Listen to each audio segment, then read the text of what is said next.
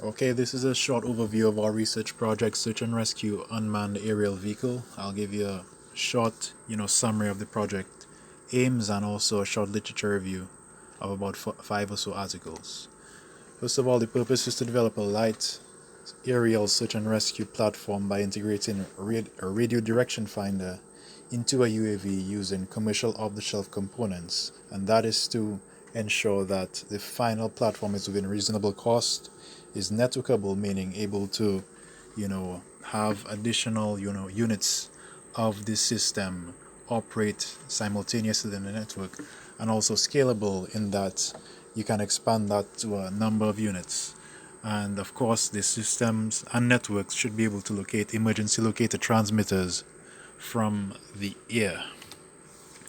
So the overview of the project, in short, is to use a small, inexpensive UAV platform for search and rescue tasks, and also to develop, firstly, a radio direction finding module, then other payloads, for example, maybe cameras in the future, including thermal cameras and some other modules that would assist in the search and rescue process.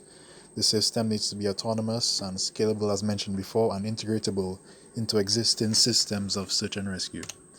So the first article I chose for this is Radio Monitoring and Radio Relocation, Introduction to Radio Direction Finding. It was one of the first articles we went through and basically get an idea of the methods using radio theory to locate the direction of arrival of a signal source.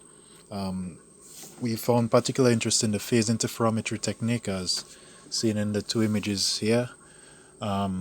Basically, it needs at least two elements, but preferably three or more to reduce ambiguities, and we found some mathematical formulas of deriving the angle of arrival, or azimuth, as seen in the bottom image there. A second citation is a more detailed one, software-defined radio implementation of passive radar using low-cost TV receivers.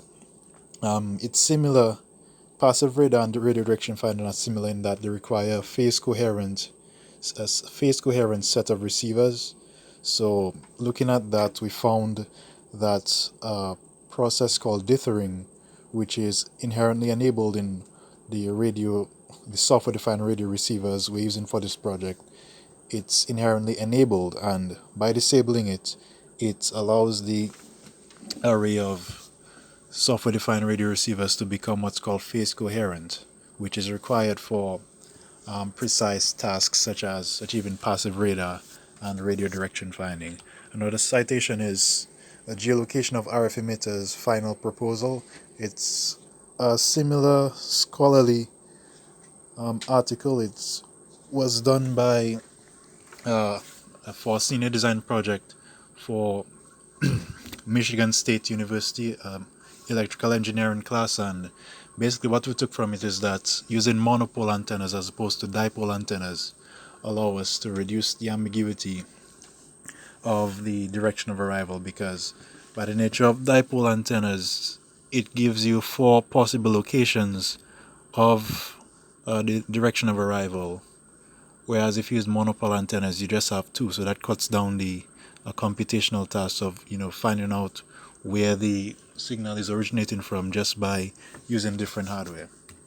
Another citation is basically a library for one of the technologies we're using for this project. It's called LoRa, long range radio, and by going through this documentation we learned how to implement one of the LoRa radio modules called the RFM9X, and just basically it's a technical manual on how to work around and use LoRa for transmitting data over long range, which we will need for the project because we'll have aircrafts flying at many or several miles away and would still need to send back data to the ground station with accuracy and of course with as low power consumption as possible. And finally, the final citation was basically a more overall view of the use of LoRa, the usability, the feasibility of using it, and this article is called LoRa for the Internet of Things. LoRa is a very popular technology for the Internet of Things platforms or systems, smart fridges, etc.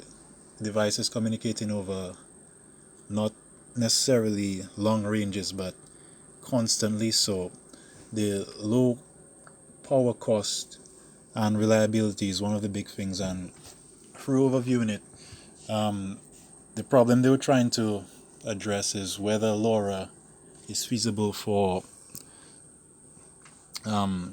transmitting the data reliably and with the lowest cost possible.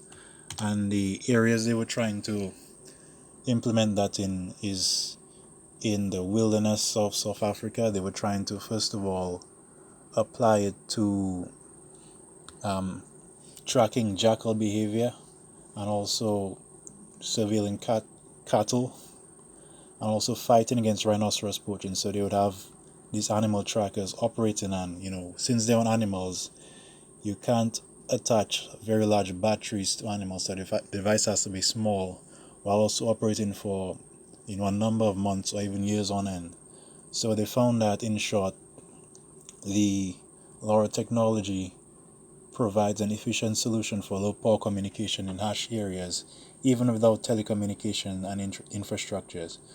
And if you see in the bottom image right here, it's a map of the signal strength relative received signal strength from one LoRa node to the other. And you see, even in an urban environment there, they achieved quite a long distance with that technology. So showing that it's efficient even in urban environments where you have ground clutter and signals having to travel through walls and past buildings, etc. And also feasible in wilderness because LoRa does not require Wi-Fi or GSM connections that are required for cellular. So it proves that it's an efficient solution for this, so I think it will be for our project. Thanks for being a great audience.